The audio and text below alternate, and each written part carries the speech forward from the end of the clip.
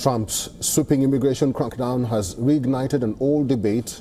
How much do undocumented immigrants really cost the U.S.? And how much do they contribute? As deportations ramp up, the White House is pushing for billions more in reinforcements and enforcement funding and new legal barriers for undocumented immigrants. This includes restrictions on education and travel. But while the focus remains on border control, a new report is shifting attention to another set of numbers: taxes paid, jobs supported, and the billions undocumented workers quietly pour into the economy every year. A new analysis from Americans for Tax Fairness projects undocumented immigrants as key tax contributors. In 2022 alone, these workers paid $96.7 billion in taxes. That's $51.8 billion to the federal government and $37.3 billion in state and local taxes.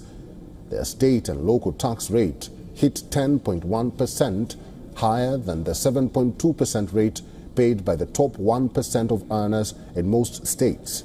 They also paid a 5.27% federal effective tax rate, more than 5 of the wealthiest Americans and many Fortune 500 corporations.